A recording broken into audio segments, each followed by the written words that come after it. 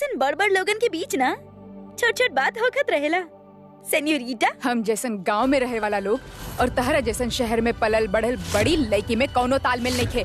तहार साथ हम कौनो रिश्ता के बलबूता पे ना देले बानी, बल्कि एगो कागज के टुकड़ा के वजह से कैले बानी। आप दोनों के नोक झोंक में एगो अनोखा सा रिश्ता कायम भइल जाता। हमरा नजर से देखी तो कल्याणी के अइला के बाद आप बे औलाद नहीं की। कल्याणी, आज तमाशा तू कैलू है ना, एकरा खातिर तोहरा के शर्म आवे की चाहिए। और मल्हार, ई लड़की के साथ देवे के का जरूरत रहे तोहरा के? हाँ, अगर अथर्व की चेतावनी देवे के ही रहे तो ई लड़की के नाटक में साथ ना दे के भी दे सकत रहे ना।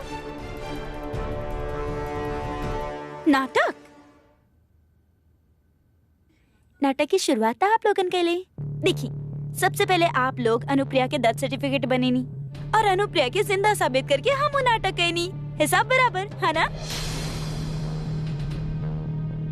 मल्हार, जितना एक साथ देवे के बाना दे दा, लेकिन जे दिन तोहरा के पता चली कि ई दोनों कितना चालाक बा, वो दिन इनका साथ देवे के तो बहुत पछताएबा।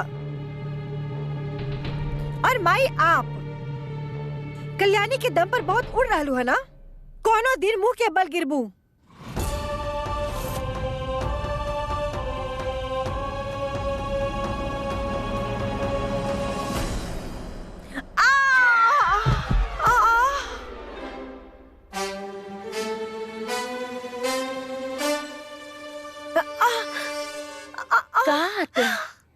दोसर के धमकी देके खुद मुंह के बल गिर गेलू।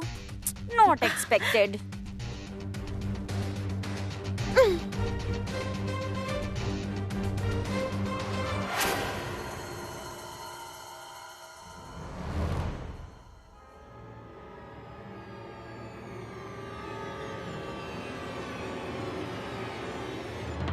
अभी कहाँ जा रहल बा अथर्व? जरूरी अपन गर्लफ्रेंड से मिले जात होई।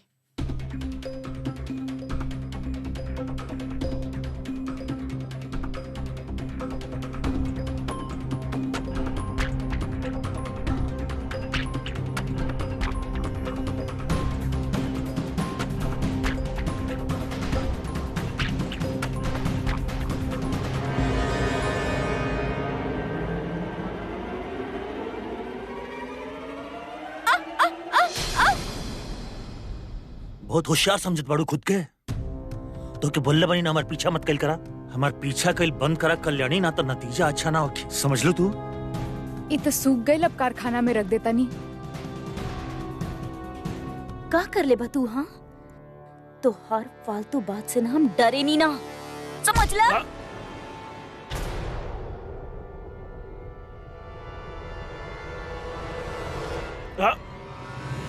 तू जनत नहीं खू हम कितना खतरनाक हो सके कल्याणी। छोड़ा हमरा के।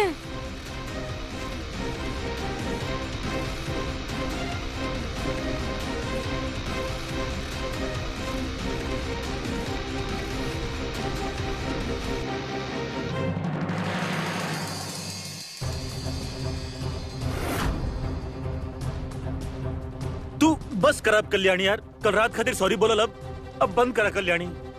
वैसे भी तू हमार बहुत दिल दुखलू, अब प्लीज प्लीज कुछ देर खातिर हमके अकेला छोड़ दा। कितना नाटक करवा अथर्व। माई, अनुप्रिया देखा, अब तक हम ही बोल बोल के भी थक गए नहीं कि ये झूठ बोला था और हम सच कहा था नहीं।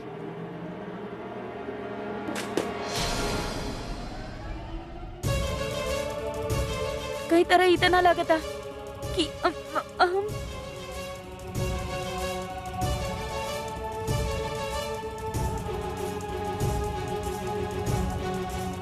माई,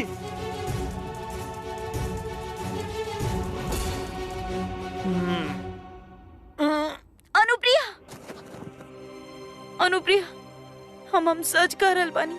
हम अथर्व के साथ कुछ ना कैली। वहाँ वो झूठ बोला था, वो वापस हमरा चोट पहुँचावे की कोशिश करत रहे। हमारी यकीन करो प्लीज। जानता नहीं। हाँ, हमके तहरा पे भरोसा बा, कल रात तहरा जाए के बाद अथर्व हमरा से मिले आयल रहे। माई,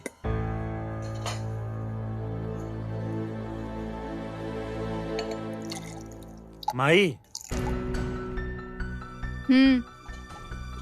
माई हमके माफ कर दे माई। हम जनत बनी हमके कल्याणी पर हाथ ना उठावे की चाहत रहल, लेकिन हम का करती माई।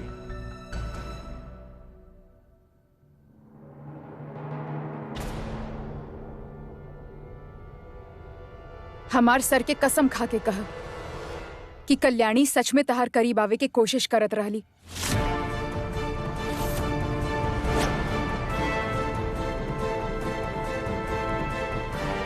माई, हम इतना बड़ा झूठ आपसे काहे बोली?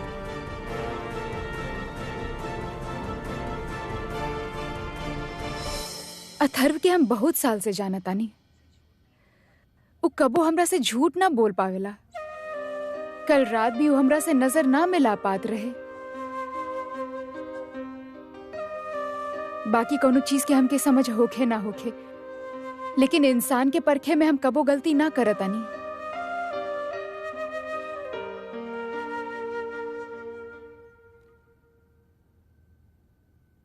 ई देखा, कल रात अथर्व के कपड़ा धोत हुए ई ओकरा कपड़ा में से मिलल। इते टिकट्स बा। अथर्व कल रात के मुंबई जाए के 2 टिकट्स बुक कैले बा। दूसरा नाम जरूर होकर गर्लफ्रेंड के हुई। पहला नाम तो अथर्व बापट बा। दूसरा नाम कौन से बा? कुछ समझ में नहीं खे आ रहा। सब कुछ पानी में धुल गइल बा। लेकिन तू फिक्र मत करा, ई काफी बा अथर्व की गर्लफ्रेंड तक पहुंचे खातिर। Thank you Anupriya.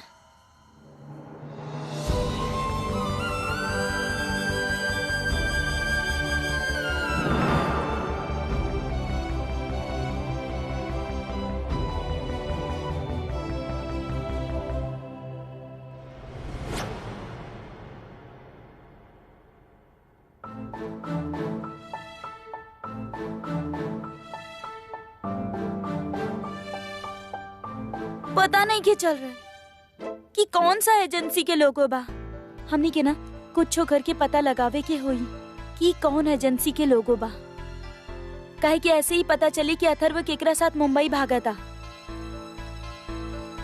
तू टेंशन मत ला, हम ना कुछो भी करके ही पता लगा ले साथ मिलके। पर कल्याणी, एगो प्रॉब्लम बा। 3 दिन खातिर हम एजा बानी ना। उजे हमार मुंबई वाली मौसी बानी ना, वो गर्भवती महिला खातिर एगो मेडिटेशन कैंप रख ले बानी। हमके वहाँ जाए के पड़ी। आई एम सॉरी, हम तहार मदद ना कर पाए। लेकिन तू चाहता मल्हार ना, हमरा मल्हार जी की कोनो मदद ना चाहिए। हम माना तनी अथर्व गर्लफ्रेंड वाला बात छुपैले सुकरा ना छुपावे के चाहत रहे, लेकिन पर गर्लफ्रेंड रखल कोनो जुर्म थोड़ी ना बा। हाँ, वैसे भी मल्हार जी हमार बहुत मदद कर चुकल बाड़े। वो अथर्व के वार्निंग भी देले बाड़े। ना हम सब हैंडल कर ले। अब हम खुद अथर्व के सच्चाई सबके सामने ला के रहा। ला, मल्हार आ गई नी। का हो रहल बा यहाँ? का बात चल रहल बा? कल्याणी, सब ठीक बा? अब कल्याणी तो के अथर्व दोबारा परेशान तो ना किलस ना? ना बिल्कुल ना। आपके वार्निंग से बहुत डर गए। और देखा, हमके पूछे के तना चाहिए तो निजी मामला बा, लेकिन हम फिर भी जाना चाहत रहनी कि ये सब होखे के बावजूद भी तू अथर्व से शादी कर चाहत बाड़ू।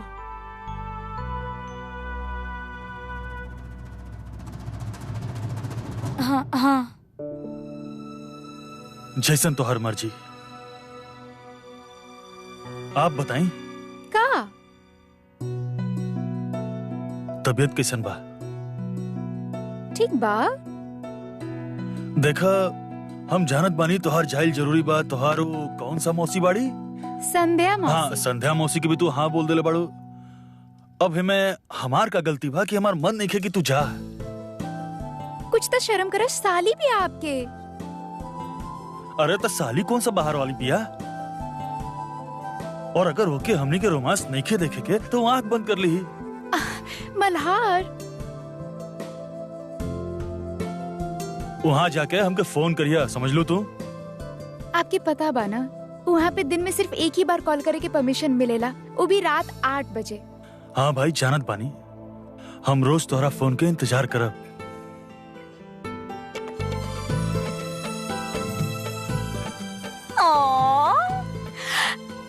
का करल बाड़ू तू? अरे हम का कर दी, आप दोनों साथ में इतना क्यूट लागत रले, इतना प्यारा लागत रले, हमरा से रुकल ना गइल। और एक फोटो तो बनेला ना, हमार होखे वाला भांजी या भांजा के भी तो हम दिखाई कि उनकर मम्मी पापा कितना रोमांटिक रहले। हाँ ओकरा खातिर 2-3 गो और ला। देखा?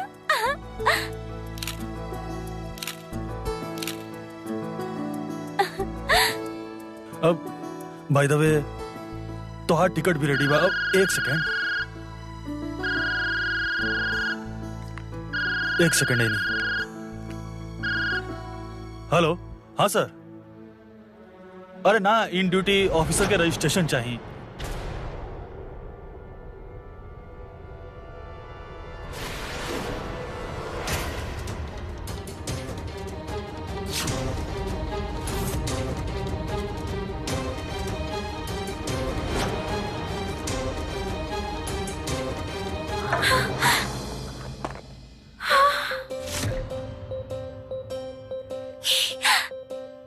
इधर वही बात हो गई, बगल में बच्चा और शहर में ढिंढोरा।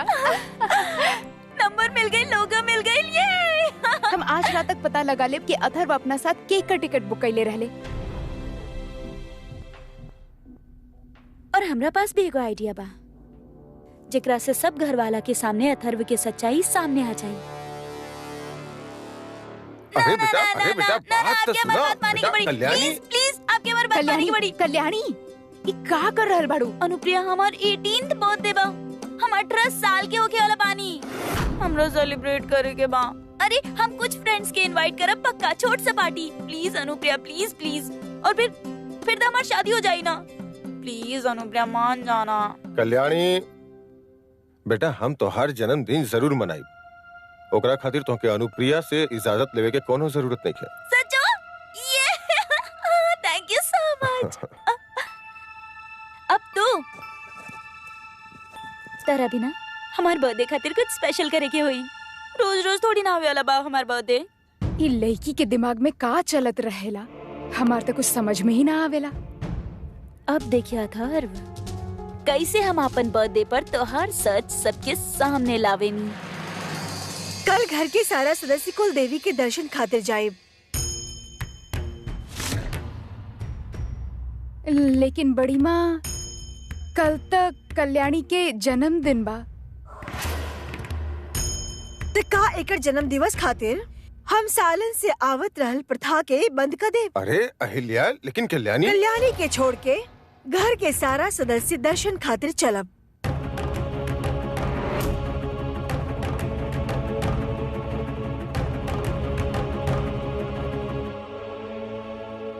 लेकिन बड़ी माँ, जन्मदिन के दिन ओकरा ऐसे अकेले छोड़ के जाए ठीक ना होगी। बड़ी चिंता हो रहल बा तोहरा के कल्याणी के। कल्याणी आवा।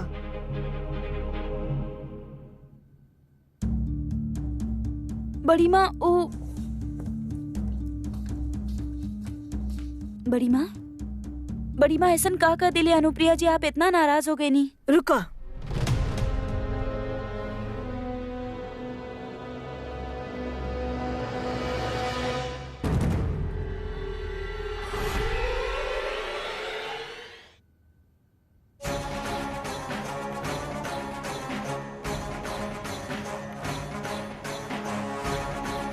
ला पीला, सारा किस्सा ही खत्म हो जाई।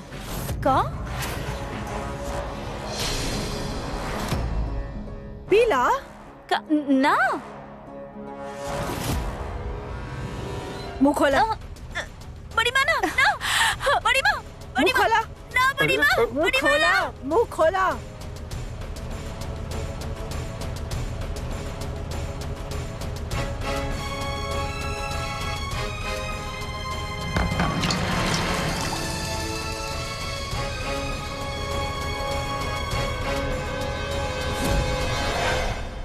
अहिल्या ही का पागलपन बा, बंद कर रही पागलपन। बड़ी माई आप का कर रहल बानी? हमार तो कुछ समझ में ना आ रहल बा। तोहार कुछ समझ में ना आवेला ना? ये खातिर तोहरा के समझावे खातिर हमरा के ई सब करे के पड़ल।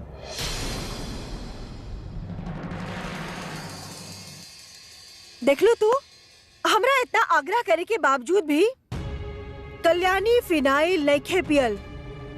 यह खातिर कि अब कल्याणी आपन ख्याल रख सकेली। बच्ची नइखे ऊ। तोरा हर समय एकरा पीछे साया बन के घूमे की जरूरत नइखे। और कल तो वैसे भी वो 18 साल के हो जाई।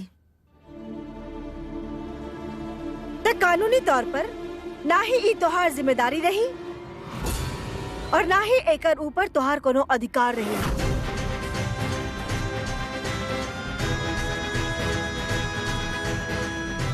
और वैसे भी एकर जिम्मेदारी लेके तू का झंडा गाड़ लू?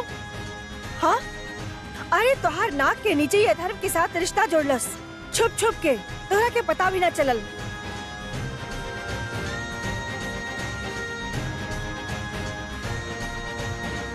एक बात गार्ड बांधला, ये बहुत चंट लड़की बाड़ी।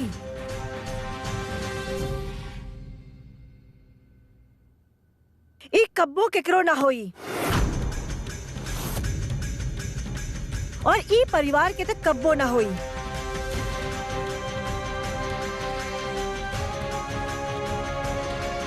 लेकिन हम ई परिवार तोहरा खातिर इतना साल में बहुत कुछ कैला था और तू ई पराई लड़की की खातिर हमरा साथ बगावत करे की चाहेलू? बड़ी माँ हम तो बस... ना ना ना ना, अभी जवाब देवे की कोनो जरूरत नहीं खे। हम सब के कल तोहार जवाब मिली। या तो तू हमनी संगे कुल देवी के दर्शन खातिर चलबू, या तो हमार मर्जी के खिलाफ जाके यही रुक कर ई लड़की के जन्म दिवस बनेबू। फैसला तोहार हुई अनुप्रिया।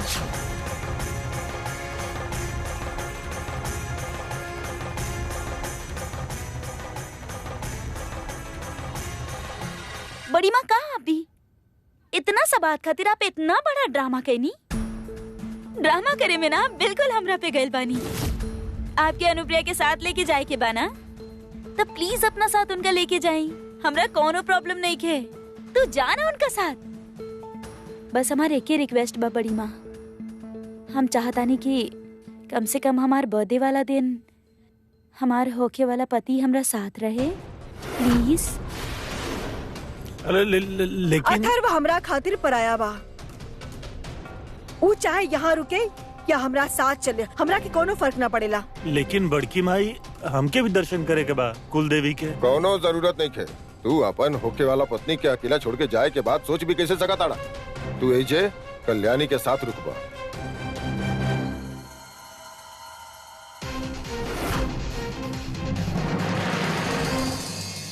हमके तुहार फैसला के इंतजार रही अनुप्रिया।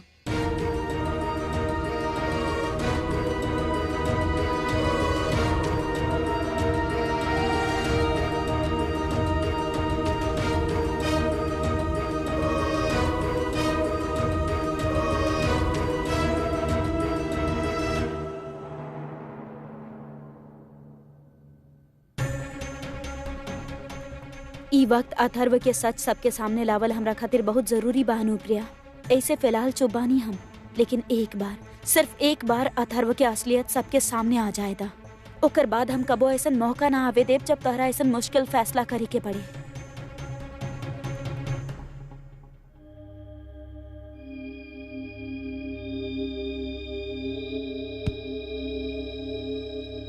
इक्का बर्थडे का नया तमाशा लगा के रख ले बड़ू तू। तमाशा? ओ, तमाशा तो तू अभी देख लो है कहा। इला तहर टिकट्स।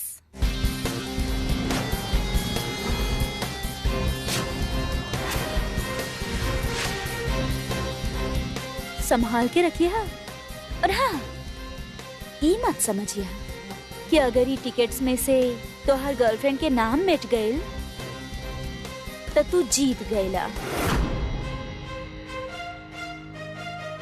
हम तहार गर्लफ्रेंड के नाम भी ढूंढ के रहा और घर वालन के सामने तहार सच्चाई भी ला के रहा।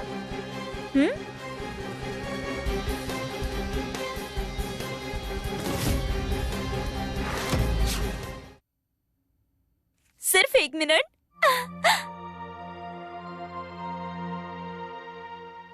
हम जाना तानी अनुप्रिया, तू हमरा से बहुत नाराज बाड़ू, पर हमरा पक्का पता बा कि जैसे ही हमार बर्थडे लागी ना तू अपन सारा नाराजगी, सारा गुस्सा भूल के हमरा विश करे जरूर अबू।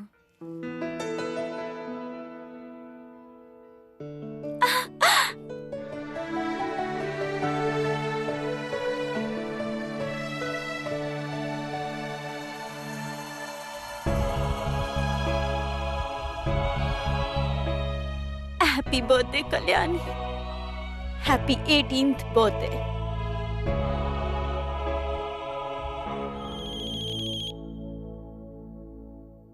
संपदा,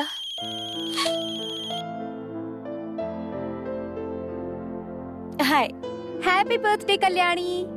चला केहू के तो हमार बर्थडे याद बा। अरे का भइल? बर्थडे के दिन ऐसे केहू उदास हो खेला का? अच्छा, हमरे पास ऐसा एगो खबर बा जेकरा सुन के तहर बर्थडे यादगार हो जाए। का? हमके अथर के गर्लफ्रेंड के पता चल गइल बा। का? सच? ओकर नाम का बा? वर्षा करंजकर। एगो काम कर, आपन ईमेल चेक कर ला। हम अभी ओकर पिक्चर भेजले बानी। एक सेकंड, एक सेकंड। वैसे कल्याणी, ये लड़की कि हम जानत भी बानी, हमार कॉलेज में रहली। ई तो बहुत अच्छा बा। तो चाहता हम कोनो बहाना से एकरा घर पे बुला सकेनी, लेकिन कल देवी के दर्शन खातिर सारा घर वाला बाहर जाए वाला बड़े। तो अथर के पर्दाफाश कैसे कर पाईबू? कोनो होके चाहे ना होके, अथर्व के सच्चाई हम सबके सामने ला के रहा। हमार 18th बर्थडे अथर्व कबो ना भूल पाई। Thank you so much. Bye, good night.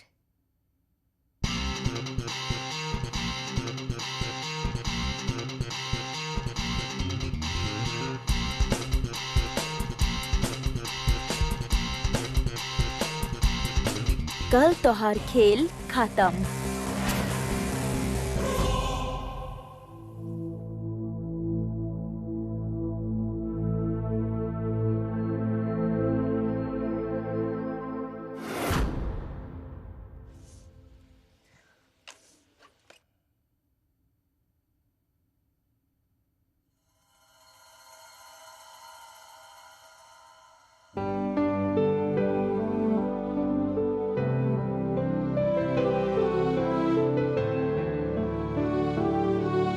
खीर, यानी कि ई खीर अनुप्रिया हमार बर्थडे खातिर बनेले बाड़ी।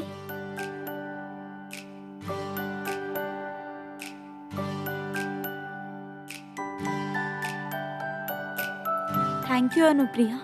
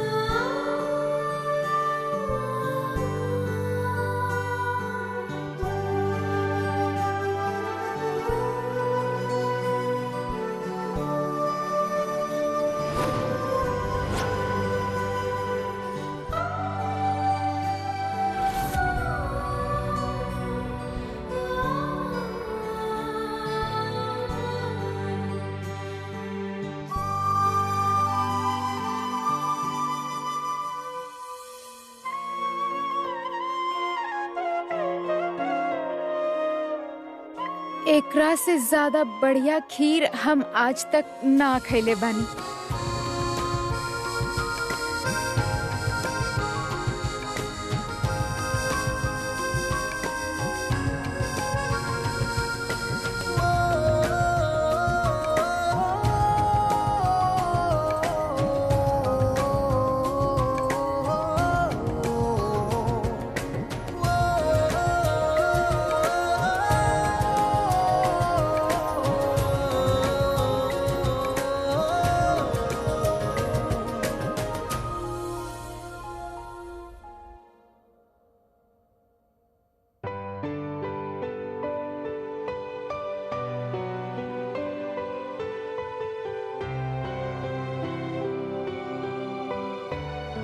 प्लीज बड़ी माँ के सीरियसली मत लिहा अनुप्रिया। ये कहलस कि अगर हम 18 साल के हो गए नहीं तो हमरा तहार जरूरत नहीं के। आई होप कि तू हमरा छोड़ के कबो ना जा, कबो हमरा से दूर मत हो। सिर्फ एक बार हमरा अथर्व के असलियत सबके सामने ले आवे दा, फिर हम पूरा कोशिश करब कि हमने दोनों के लाइफ में सिर्फ खुशी होके। अपन दादाजी के तरफ से तोहरा जन्मदिन के बहुत बहुत शुभकामनाएं बेटा। थैंक यू दादाजी। अरे अरे अरे, खुश रहा खुश रहा। भगवान करे तोहरे जीवन के हर वो खुशी मिले जो तू चाहता रू। बेटा हमार मन तो करत रहे कि तू जब केक काटा तो हम तोहर साथ ही रह के तोहार मुस्कुरात चेहरा देखत रही, लेकिन सालों पुराना कुलदेवी के दर्शन के प्रथा के तोड़ तो नहीं सकत ना बेटा।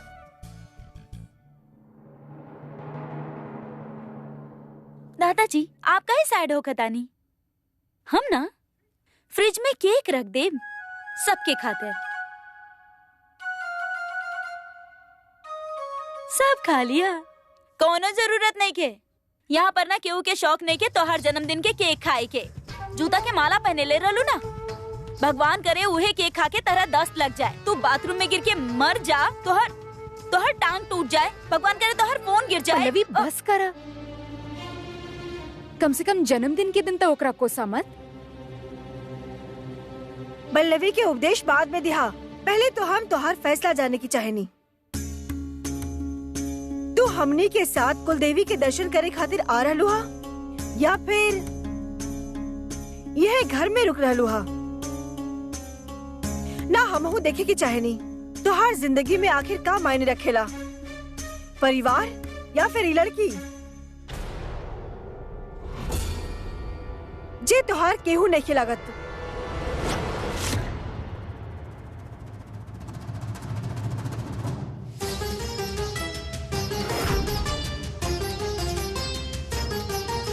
हम सब के कल तोहार जवाब मिली, या तो तू हमनी संगे कुल देवी के दर्शन खातिर चलबू, या तो हमार मर्जी के खिलाफ जाके यह रुक कर ई लड़की के जन्म दिवस बनेबू।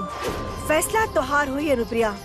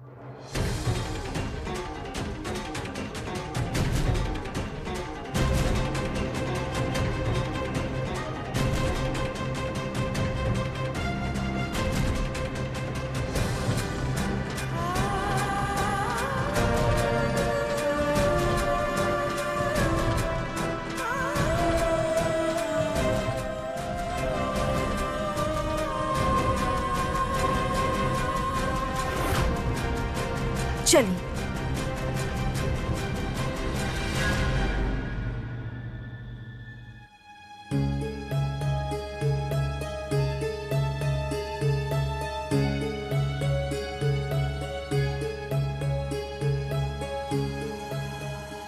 हैप्पी बर्थडे दीदी। Thank you.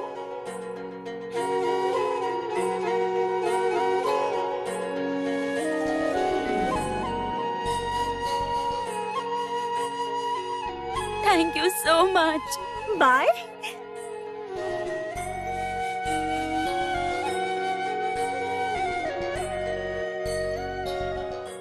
आज तहार बर्थडे बा तो अभी भी उदास बाड़ू? हमू का करी, पता बा हमार कितना मन रहे कि हमार बर्थडे वाला दिन हमारा अपन लोग, हमार सारा घर वाला हमार साथ हुई है।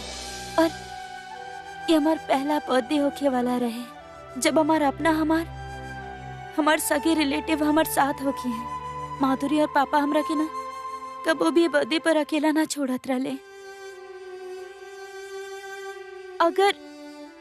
अगर सिर्फ अनुप्रिया भी हमरा साथ रहती ना तब हमार बर्थडे इतना सैड ना जात। एक बार अथर्व की सच्चाई सबके सामने आ जाए, तार ई उदासी अपने आप भाग जाए।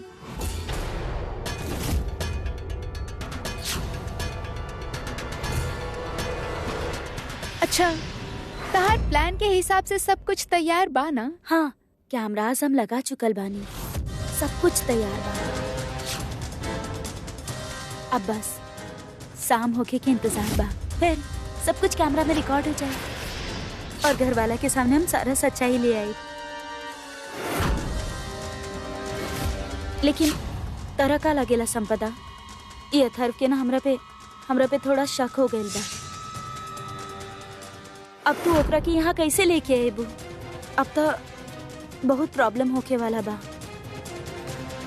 देखा, तू ओकर चिंता बिल्कुल मत करिया, तू बस आपन ध्यान रखिया। काहे कि एक बार अगर अथर्व हमनी के जाल में फंस गई ना, ओकरा बाद सब कुछ तारा ही संभाले के बा। अच्छा, हमके तुरंत निकले के होखी, काहे कि मल्हार के हम बोल देले बानी कि शाम के 5 बजे के ट्रेन से हम मुंबई जा रहल बानी। हाँ, वो सब तो हम हैंडल करिए ले, बस कौनो तरह वर्षा यहाँ तक पहुँच जाए। फिर देखिए कैसे अथर्व के सच्चाई हम सबके सामने लावता नहीं। बहुत गेम खेलला अथर्व, अब हमार बारी बा, सिर्फ शाम तक होखेदा।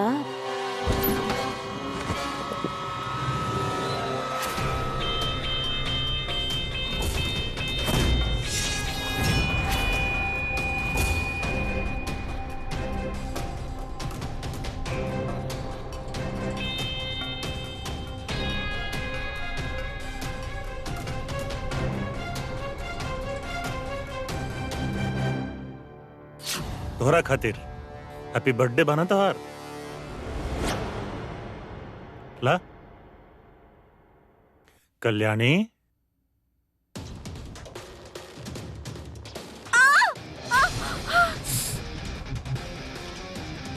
का भइल? कांटा लगल का? अरे माफ करिए, हम देखनी ना। अच्छा ले लिया। हाँ, वैसे हमके रोकला के पीछे कोनो न कोनो प्लान तो जरूर बनैलो हो तू, लेकिन हम तोके बता देवे के चाहत बानी कि प्लान कामयाब ना होकी। और हाँ, हमें घर में यही से रुकनी काहे कि हम रुके के चाहत रही। और एगो जानकारी बा कल्याणी, हम और हमार गर्लफ्रेंड आज रात के हमेशा हमेशा खातिर फुर। कल्याणी फुर। और हाँ, टिकट दोबारा निकालल कौन सा मुश्किल काम बा। तू हमार सच्चाई सबके बतावे के चाहत बाड़ू ना, लेकिन घर पर ते केहू बाही ना। अरे बाप रे, अब का हो कि कैसे बतेबू हमार सच्चाई केहू के? दीवार के सुनेबू हमार सच्चाई? हाँ कल्याणी, अरे तुहार साथ देवे खातिर ता माई भी नहीं की यहाँ पर।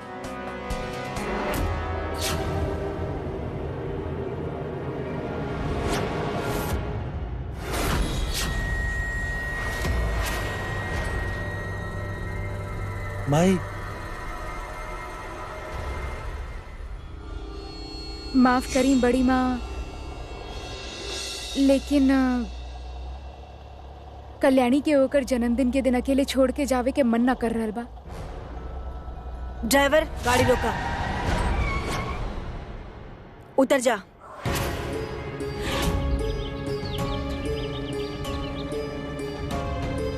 लेकिन याद रखिया, हमरा से रिश्ता कायम करे के ये आखिरी मौका बा।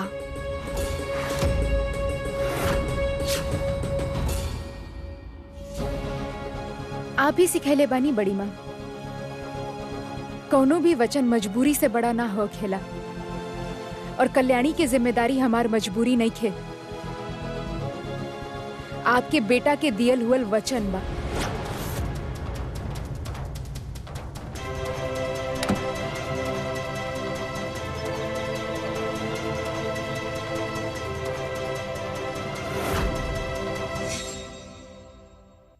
कहा ऐसे देख कर रहल बड़ा?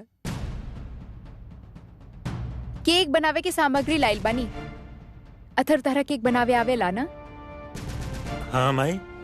तो हमार मदद करबा? हाँ काहे ना माई। पकड़ा। थैंक यू सो मच।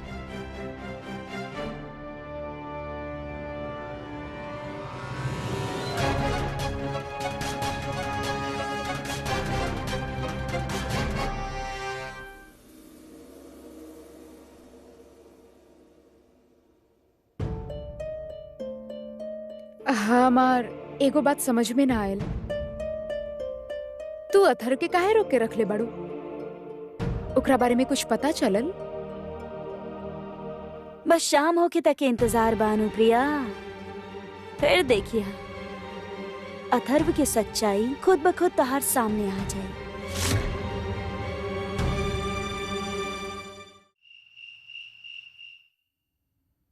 बस एक बार संपदा वर्षा के यहाँ लेके आ जाए, फिर अथर्व के राज भी खुल जाए और सच्चाई कैमरा में रिकॉर्ड भी हो जाए।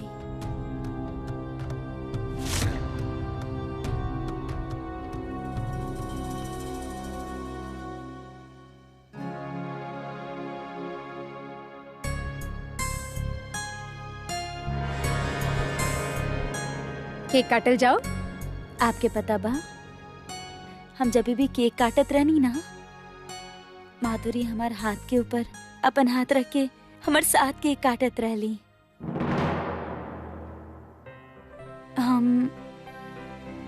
हम चाहता नहीं कि ए बार आप हमरा साथ केक काटी।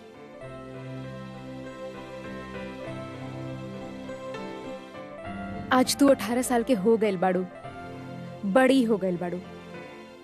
आज के बाद तहारा केहू के सहारा के जरूरत ना पड़ी।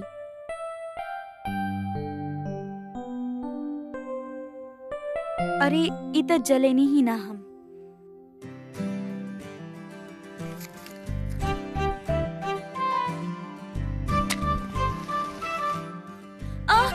अरे का कर रहल बाड़ू? बहुत जल रहल बा।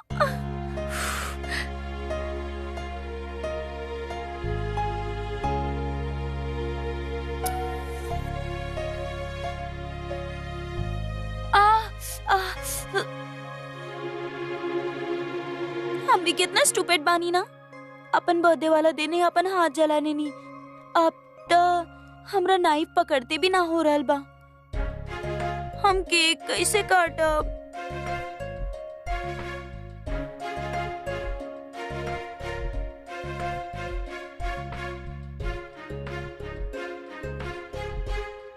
अरे हमारा बर्थडे बा, गाना गा हमरा खातिर एक्साइटमेंट दिखावा।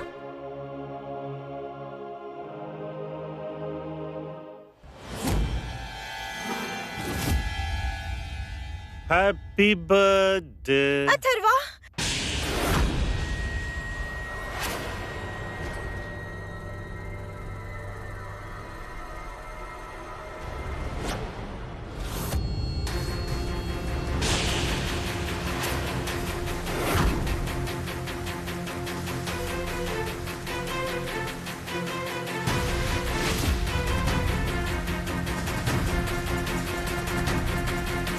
कमाल बना अनुप्रिया, हमार बर्थडे वाला दिन गिफ्ट अथर्वा के मिला था। लकी बड़ा हाथू बहुत। अनुप्रिया ई बारी वर्षा, अथर्व के गर्लफ्रेंड।